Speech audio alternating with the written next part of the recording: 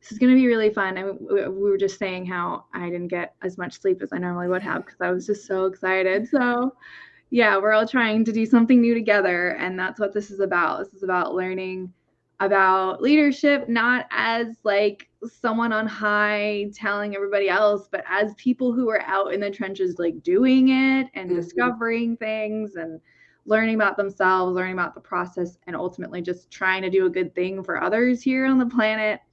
And we all have so much to learn from each other. So my name is Sophia Rennici, and I've been writing and publishing online for like 20 years. And for the last 10, I've had my own business.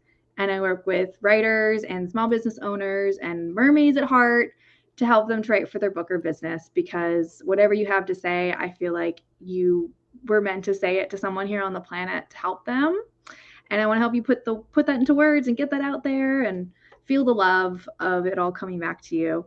And so I run a writing group every 6 months, and it's going to open in May. And the theme is going to be writing as transformational leadership. So I thought I would do this interview series to get other people's perspective on it, because there's so much to learn and so many different perspectives. So we have an expert here today to talk about embodied leadership and writing and the creative process. And I'm so excited. So stay tuned on the show. And at the end, I'll also be offering you a free gift if you want to learn how to have more fun writing emails. So let's dig into our guest.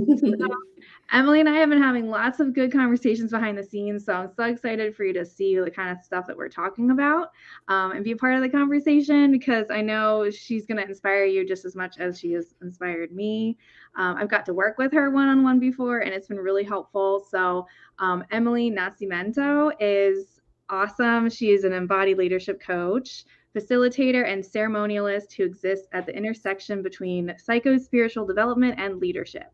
Driven by a core belief that our most sacred contribution to the world is our embodied soul expression, Emily helps people discover their calling so they can live and lead authentically while having a positive impact.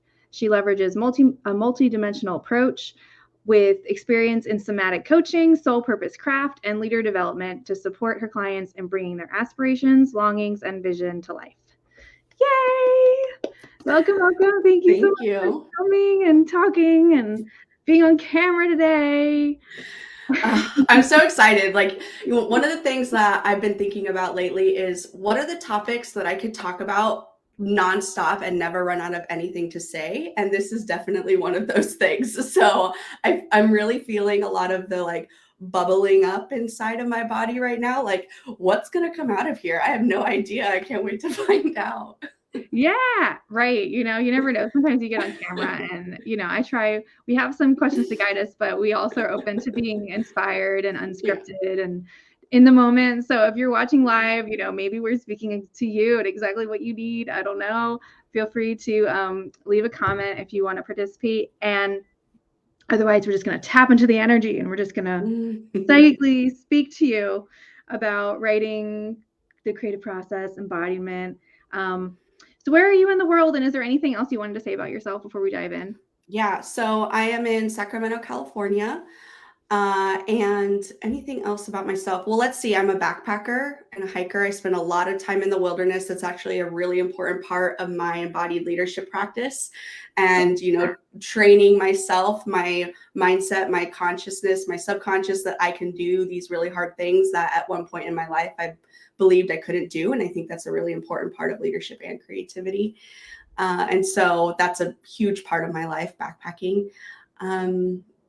Yeah, I feel like that's it. Yeah, I'm ready to dive in. Awesome. Yeah, no, I love that too. I love nature. Cool. It's vital. It's absolutely vital. It's so healing. Yeah, it's so good. So what got you motivated to start your own business? Yeah, so we were talking about this last week when we were catching up.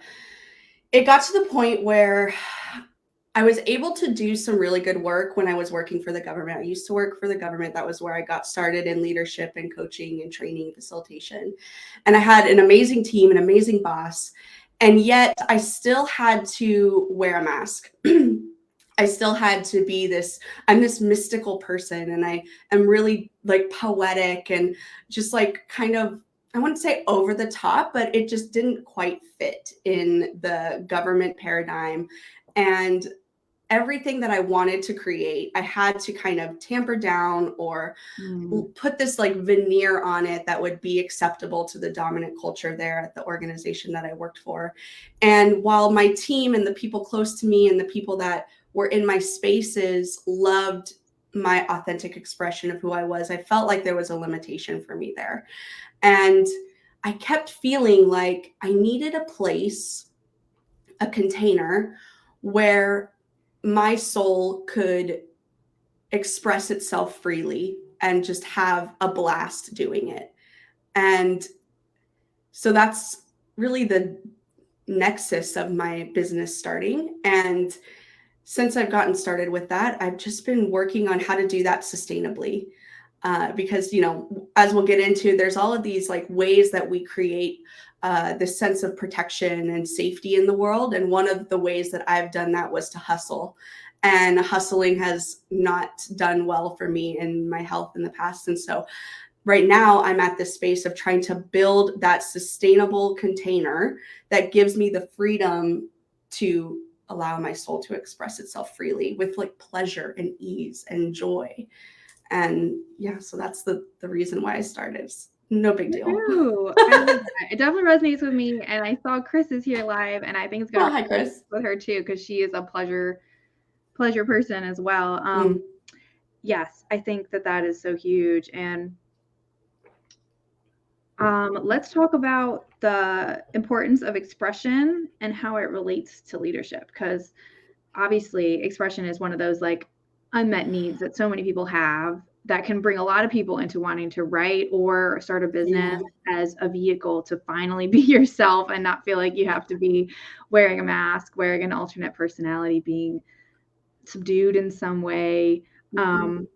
But you've talked about how it relates to leadership too. So let's dig into that. Yeah. So I'm going to lean on one of my, I call them expanders, this leadership expander of mine. His name's Bob Anderson. And he talks about leadership as the emergence of the deep self. So it's moving from persona, which is those masks and those ways that we've created armor so that we could guarantee that our needs are met. So it's moving from persona to essence, which is the purest expression of your soul. And then from essence to world service. So leadership is the emergence of the deep self. It's moving from those masks to essence to service.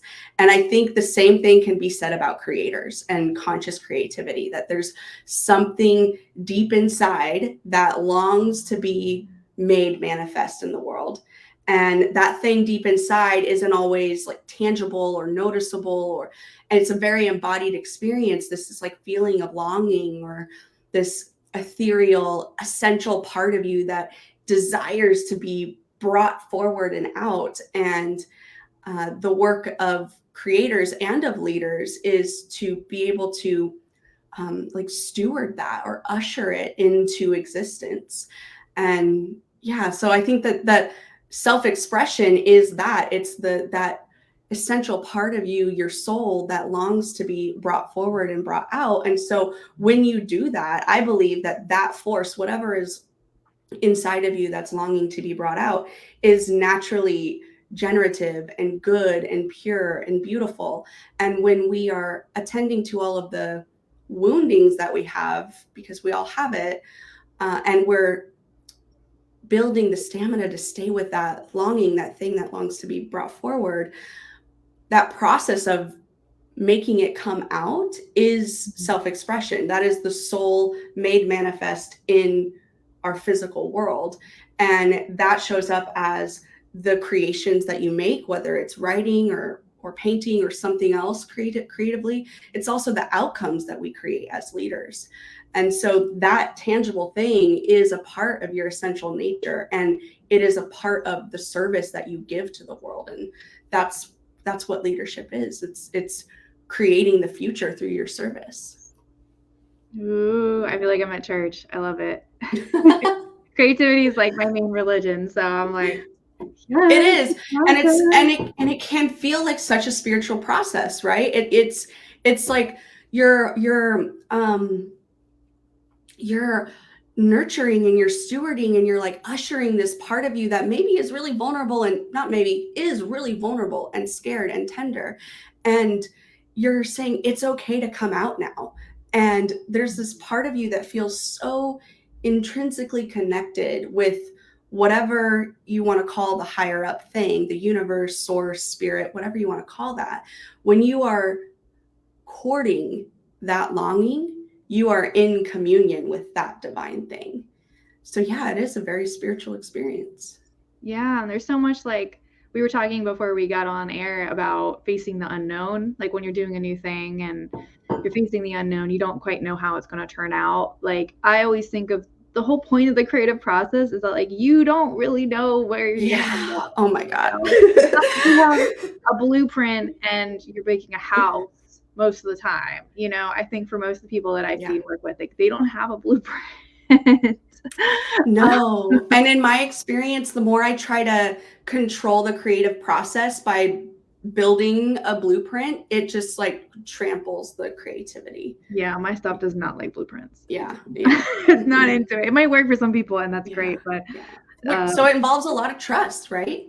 It does. It does. The trust and it's courage. Huge courage, yeah. And attending to your wounds over and over and over again. Because we all have, like we said, we have these masks or this armor. And, you know, my armor was around hustling and being perfect and being prepared. And that's ingrained in my body. And so when there's a creative thing that's wanting to come out and it's important to my leadership service, it's so important and I care so much about it that I'll try to plan out my entire life to make it happen. And then that just doesn't happen. It doesn't come through because that's not how it's meant to come through. There's a lot of trust and courage in that.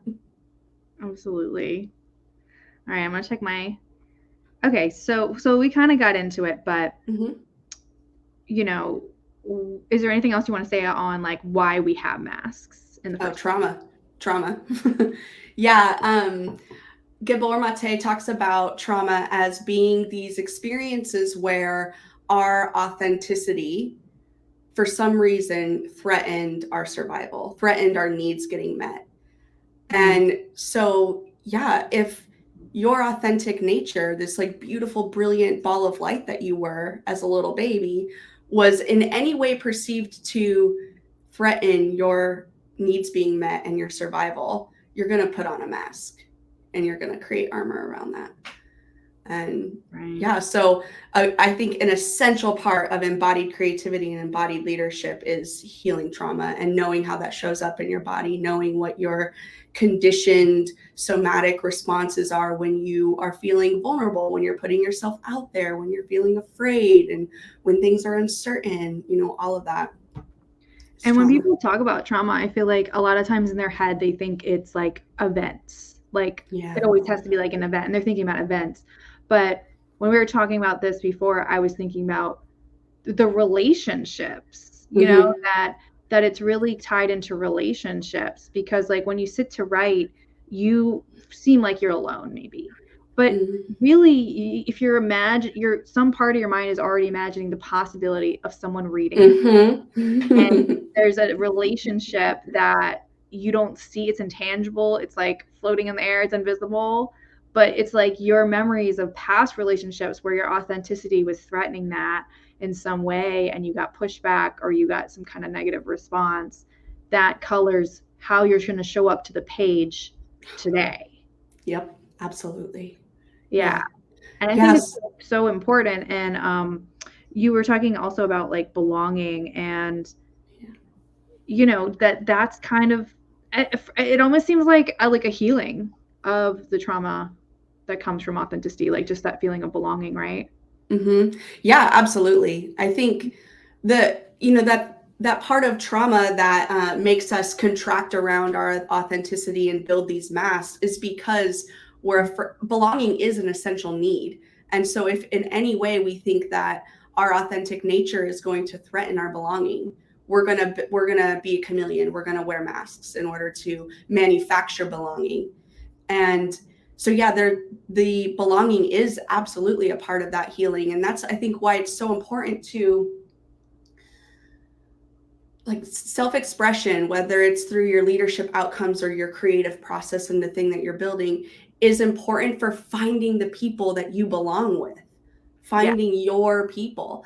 And so it's this really intricate process of putting yourself out there, feeling absolutely terrified, taking care of your inner child, going to therapy, processing it through your body or through coaching, and then continuously putting yourself out there, because that is what is like the beacon that calls your people to you. And then it's so healing when somebody says something to you about your leadership outcomes or your writing or your creative process and said, hey, I see myself in your work. Thank you. I feel like I belong now. I'm having goosebumps right now because that feeling is so affirming. It's so beautiful to be like, yes, we're here together in this process. Yeah, and it's so empowering because it's like that wouldn't have happened if you hadn't engaged with that whole process and written that thing and put that thing out there in trusting that someone else was going to hear the call and see the beacon Yeah. and flash some lights back. Like you really had to go through this whole thing to get that evidence that it was received. Yeah. And then it's like ding ding ding.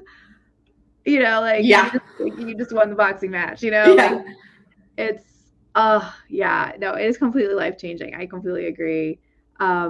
Let's talk about creativity and maybe leadership being about collaborating and service being a collaboration.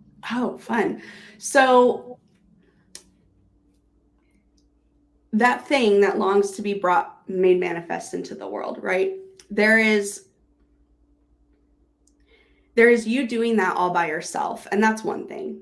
But what we see in the data is that the most effective leaders, the most creative leaders, the leaders that have the biggest positive impact, not only do they have an intimate relationship with that thing, that we can call it purpose or vision for the sake of right now. They have an intimate relationship with their purpose and their vision.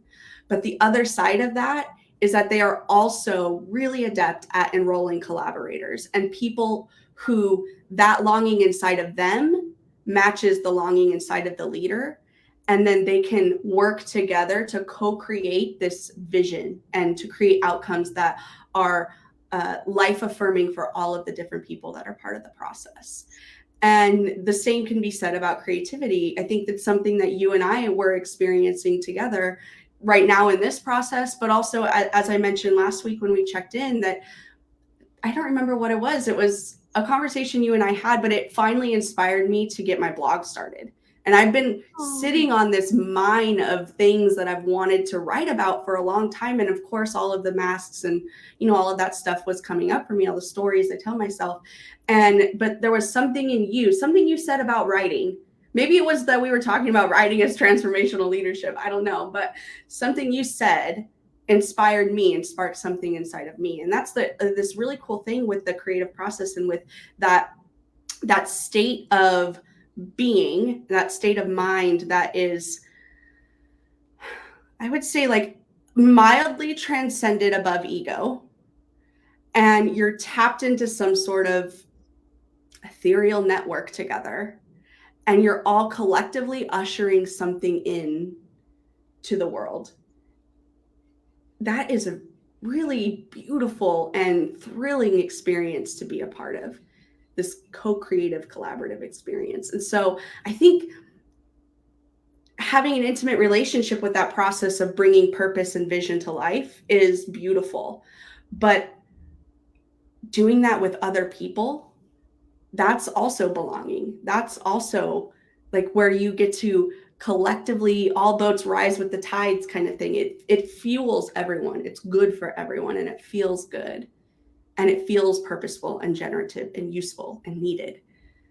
And yeah, I just don't see a way where, if we're thinking about the problems that leaders are facing today, it's very complex. It's super ambiguous. Everything's global and has a massive repercussion. I don't see a way forward that doesn't involve a deep sense of collaboration and co-creation. Right. It's sort of like the bigger the problem, the more you need other people to join in with you too. Yeah. And it's not, and I want to be clear, because sometimes when we get in these collaborative places, we can get stuck in analysis paralysis and diplomacy, and like things actually don't get done. But there's this state of being and state of mind, and it really requires that the people who are involved have some embodiment and some mindfulness practices and some, a sense of transcending above their self story, so that they could see the vision and have the stamina to stay with the vision long enough to actually usher it, or like midwife it into the world. Yes. Oh, awesome. Okay. So I'm looking at the time. So we gotta dive into. Let's do it. I think we have one more question. When it comes to you being of service to others, what are you really excited about?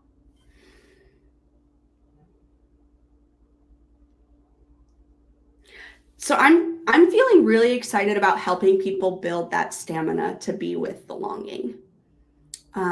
Because the longing is an embodied experience, right? If you think about something that you're really wanting to bring forward right now, you can feel it in your body.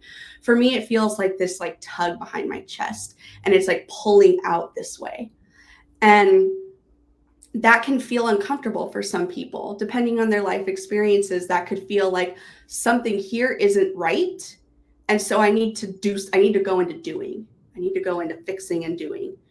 And I actually think that the work is in holding back for just a little bit longer and building up our stamina of being, of actually being in presence with that longing.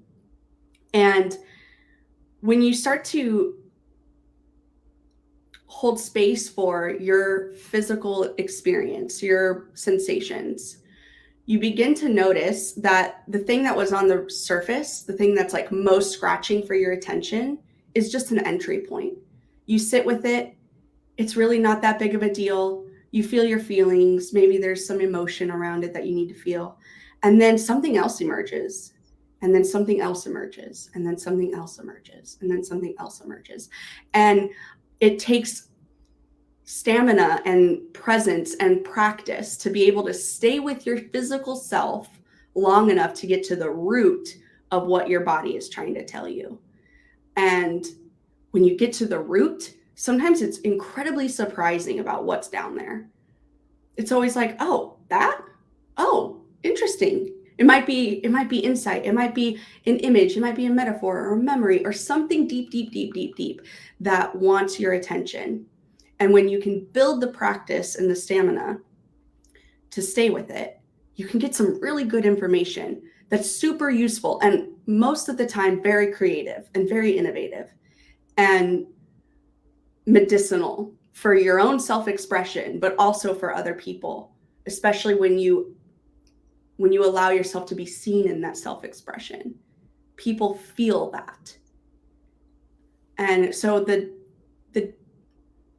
more stamina you have to be with yourself, the more stamina you have to be with other people. So that improves your relationships, your leadership, your creative process, your collaborations, all of that.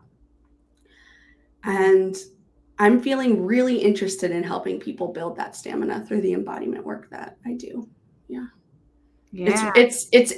It's fascinating to me. Every time I'm in one of these sessions, I feel like I'm with you and we're just on this, we both got our little adventure backpacks on, and it's like, well, where are we going today? Who knows? And it's always fascinating to me, just remarkable how alive our systems are beneath the chatter of the mind and our self-story. There's so much there that we don't tap into on a day-to-day basis. And I just think it's really neat. Yeah. And I'll give you a plug that you and I did some of that work together. And as I was working through some grief around my dad's passing and everything, and you were really great at holding space and definitely bringing in someone else to do that kind of work. It's great to do on your own, but I do think sometimes it's really beneficial to have another perspective, another energy, because you can just notice things that you didn't notice before and be like, oh, like that's what's going on, or this is how I can name it, and really set the time aside to go deep. Yeah. And, it's wonderful to have, an embodiment guided meditation or, a body scan type of thing. I think that's a helpful maintenance practice. Absolutely. What I've noticed, and I'm sure that somebody's done research on this in terms of like energetic fields or whatever, but what I've noticed is that when two people have the same intention to focus on one thing, the energy and the power of that level of presence is magnified. So when you and I are in a session together and we are both committed that all of our attention is going to go onto what's happening inside of your body, it almost like magnetizes and like magnifies the potential of that presence. And so it's like a bigger microscope is on it, and it helps you as the client build that stamina, because I'm here as a supportive presence and a compassionate, curious presence that can help you dig deeper where you might not be able to do that by yourself. Yeah, especially if you're experiencing intensity, having that safety is really helpful. Mm-hmm. Yeah, and I definitely experienced that magnification of things. So. Yeah, it's so cool. Yeah. Awesome. So yeah, check out everything Emily's doing. She's also got a Substack, and yeah, you should follow her on all the places. So if you're on Facebook, follow her there. If you're on YouTube, then I'm going to put everything underneath the video, and you can go check out all of Emily's stuff. And if you're watching, thank you so much for making it all the way to the end. I have a free gift. I recently have made a class available on how to have more fun writing your emails, because I love my email list. It's like my safe space. It's like my buddies. And so I love sharing with them everything I'm doing in my business and articles I'm writing and things going on in my life. It's my safe place. And so I want everyone else to be able to use your emails and have fun, especially if you're a writer or a small business owner. Like, it doesn't have to feel like a work email. It can be a fun email. So I'm going to put that link in the comments of wherever you're watching, and you can sign up for free and get the free fun email resource hub.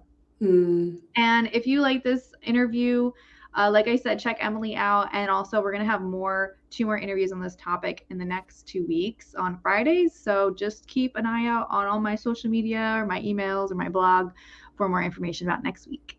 And until then, thank you again. And please let us know in the comments how you like it. We hope this was fun. If you had an insight, please let us know, or more questions. We're open ears to you and partnering with your vision for the future. So thanks again, guys. Thank you, everyone.